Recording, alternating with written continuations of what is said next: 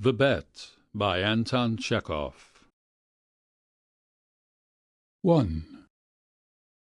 It was a dark autumn night. The old banker was pacing from corner to corner of his study, recalling to his mind the party he gave in the autumn 15 years before. There were many clever people at the party, and much interesting conversation. They talked, among other things, of capital punishment. The guests, among them not a few scholars and journalists, for the most part disapproved of capital punishment. They found it obsolete as a means of punishment, unfitted to a Christian state, and immoral. Some of them thought that capital punishment should be replaced universally by life imprisonment. "I don't agree with you," said the host. "I myself have experienced neither capital punishment nor life imprisonment. But if one may judge a priori, then in my opinion capital punishment is more moral and more humane than imprisonment. Execution kills instantly. Life imprisonment kills by degrees.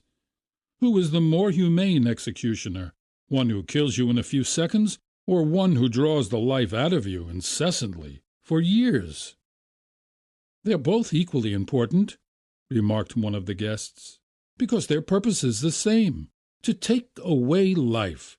The state is not God. It has no right to take away that which it cannot give back, if it should so desire."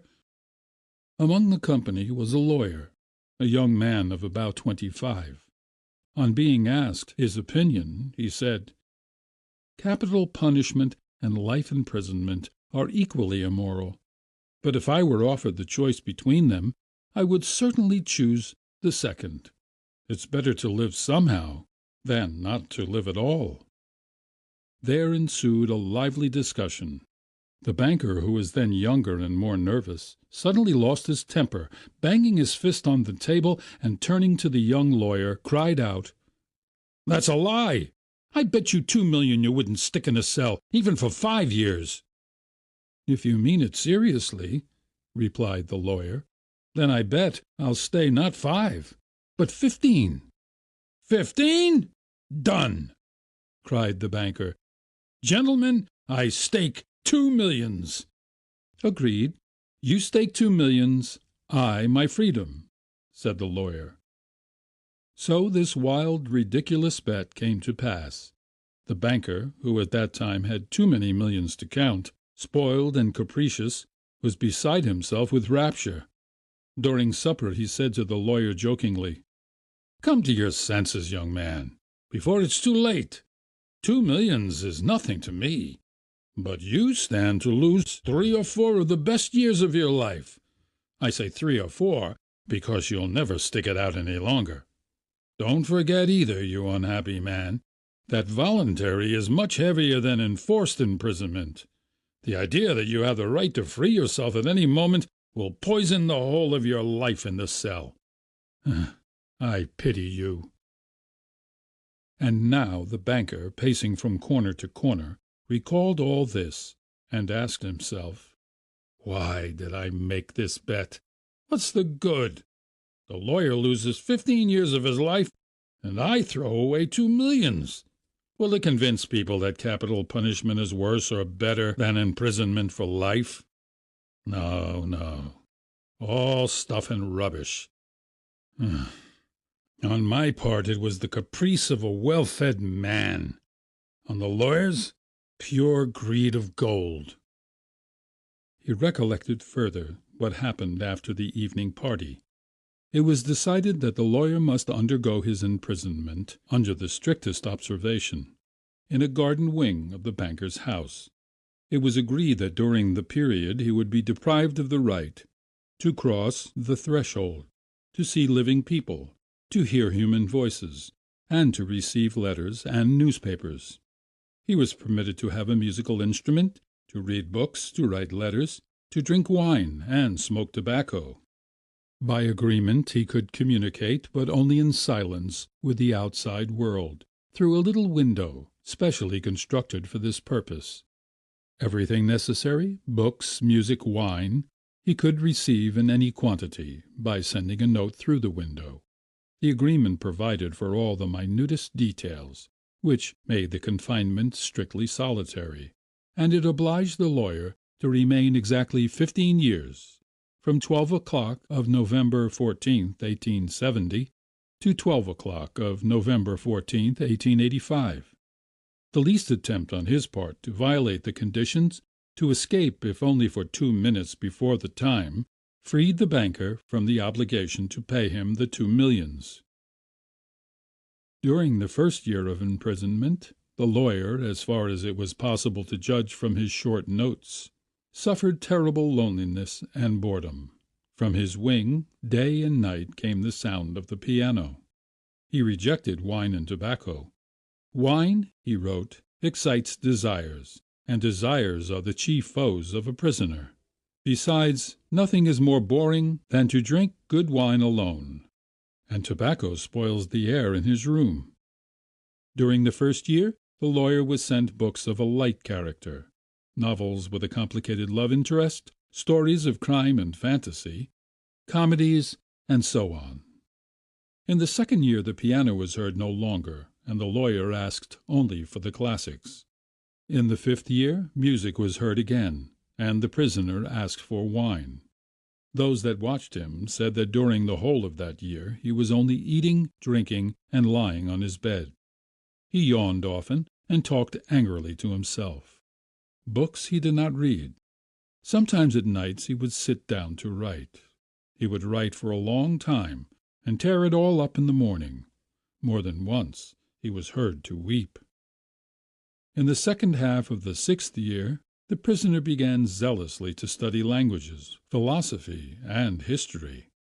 He fell on these subjects so hungrily that the banker hardly had time to get books enough for him. In the space of 4 years, about 600 volumes were bought at his request. It was while that passion lasted that the banker received the following letter from the prisoner. My dear jailer, I am writing these letters in 6 languages. Show them to experts. Let them read them. If they do not find one single mistake, I beg you to give orders to have a gun fired off in the garden. By the noise I shall know that my efforts have not been in vain. The geniuses of all ages and countries speak in different languages, but in them all burns the same flame. Oh, if you knew my heavenly happiness, now that I can understand them! The prisoner's desire was fulfilled. 2 shots were fired in the garden by the banker's orders. Later on, after the 10th year, the lawyer sat immobile before his table and read only the New Testament. The banker found it strange that a man who, in 4 years, had mastered 600 erudite volumes, should have spent nearly a year in reading 1 book, easy to understand and by no means thick. The New Testament was then replaced by the history of religions and theology. During the last 2 years of his confinement, the prisoner read an extraordinary amount, quite haphazardly. Now he would apply himself to the natural sciences, then he would read Byron or Shakespeare. Notes used to come from him, which he asked to be sent at the same time, a book on chemistry, a textbook of medicine, a novel, and some treatise on philosophy or theology. He read as though he were swimming in a sea among broken pieces of wreckage, and in his desire to save his life was eagerly grasping at one piece or another. 2. The banker recalled all this, and thought, Tomorrow at 12 o'clock he receives his freedom. Under the agreement I shall have to pay him 2 millions.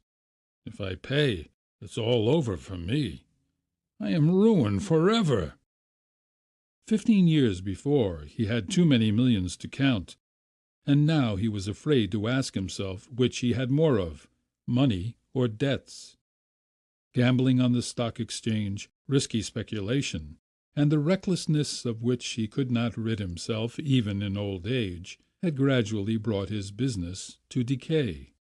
And the fearless, self-confident, proud man of business had become an ordinary banker, trembling at every rise and fall in the market. "That cursed bet!" murmured the old man, clutching his head in despair. Why didn't the man die? He's only 40 years old. He will take away my last farthing, marry, enjoy life, gamble on the exchange, and I will look on like an envious beggar, and hear the same words from him every day. I'm obliged to you for the happiness of my life. Let me help you. No, it's too much. The only escape from bankruptcy and disgrace is that the man should die. The clock had just struck 3. The banker was listening. In the house everyone was asleep, and one could hear only the frozen trees whining outside the windows. Trying to make no sound, he took out of his safe the key of the door which had not been opened for 15 years, put on his overcoat, and went out of the house. The garden was dark and cold. It was raining. A damp, penetrating wind howled in the garden and gave the trees no rest. Though he strained his eyes, the banker could see neither the ground, nor the white statues, nor the garden wing, nor the trees. Approaching the garden wing, he called the watchman twice. There was no answer. Evidently the watchman had taken shelter from the bad weather, and was now asleep somewhere in the kitchen or the greenhouse. If I have the courage to fulfill my intention, thought the old man, the suspicion will fall on the watchman first of all. In the darkness he groped for the steps and the door, and entered the hall of the garden wing, then poked his way into a narrow passage, and struck a match. Not a soul was there. Someone's bed, with no bedclothes on it, stood there, and an iron stove loomed dark in the corner. The seals on the door that led into the prisoner's room were unbroken. When the match went out, the old man, trembling from agitation, peeped into the little window. In the prisoner's room a candle was burning dimly. The prisoner himself sat by the table. Only his back, the hair on his head, and his hands were visible. Open books were strewn about the table, the 2 chairs, and on the carpet near the table. 5 minutes passed, and the prisoner never once stirred. 15 years' confinement had taught him to sit motionless. The banker tapped on the window with his finger, but the prisoner made no movement in reply. Then the banker cautiously tore the seals from the door, and put the key into the lock. The rusty lock gave a hoarse groan, and the door creaked. The banker expected instantly to hear a cry of surprise and the sound of steps. 3 minutes passed, and it was as quiet inside as it had been before. He made up his mind to enter. Before the table sat a man, unlike an ordinary human being. It was a skeleton, with tight-drawn skin, with long curly hair like a woman's, and a shaggy beard. The color of his face was yellow, of an earthy shade. The cheeks were sunken, the back long and narrow, and the hand upon which he leaned his hairy head was so lean and skinny that it was painful to look at. His hair was already silvering with gray, and no one who glanced at the senile emaciation of the face would have believed he was only 40 years old. On the table before his bended head lay a sheet of paper on which something was written in a tiny hand. Poor devil, thought the banker. He's asleep and probably seeing millions in his dreams. I have only to take and throw this half-dead thing on the bed, smother him in a moment with a pillow, and the most careful examination will find no trace of unnatural death. But first, let us read what he has written here. The banker took the sheet from the table and read. Tomorrow at 12 o'clock midnight I shall obtain my freedom and the right to mix with people.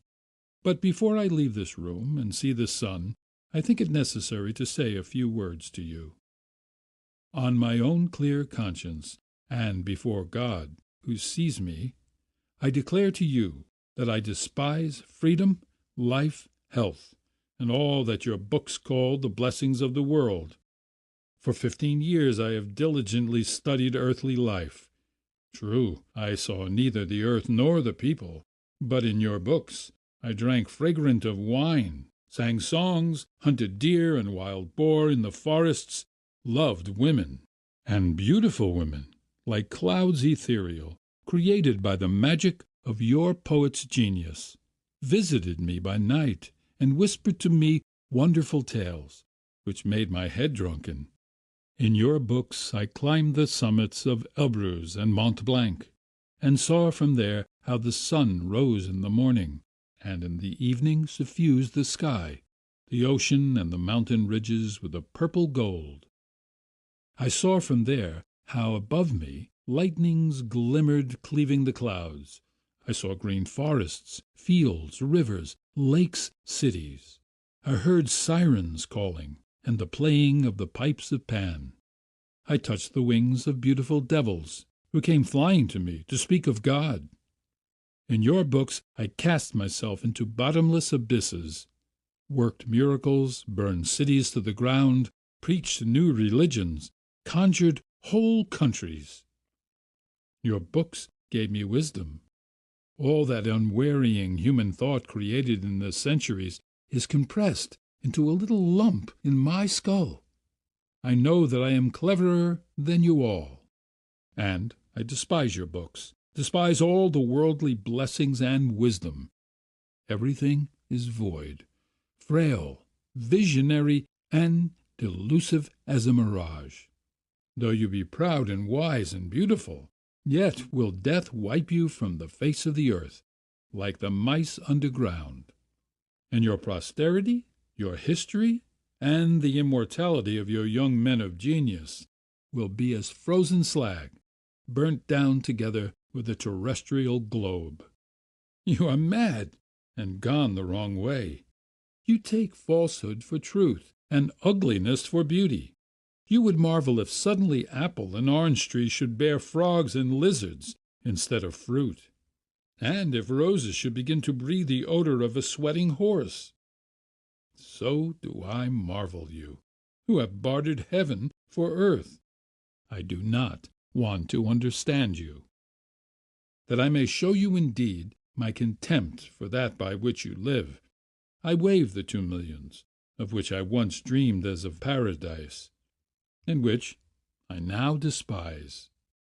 That I may deprive myself of my right to them, I shall come out from here 5 minutes before the stipulated term, and thus shall violate the agreement.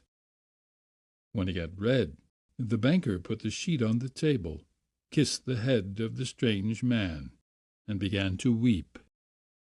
He went out of the wing. Never at any other time, not even after his terrible losses in the exchange, had he felt such contempt for himself as now. Coming home, he lay down on his bed, but agitation and tears kept him a long time from sleeping. The next morning the poor watchman came running to him and told him that they had seen the man who lived in the wing climb through the window into the garden. He had gone to the gate and disappeared. The banker instantly went with his servants to the wing and established the escape of his prisoner. To avoid unnecessary rumors, he took the paper with the renunciation from the table and, on his return, locked it in his safe. End of The Bet by Anton Chekhov.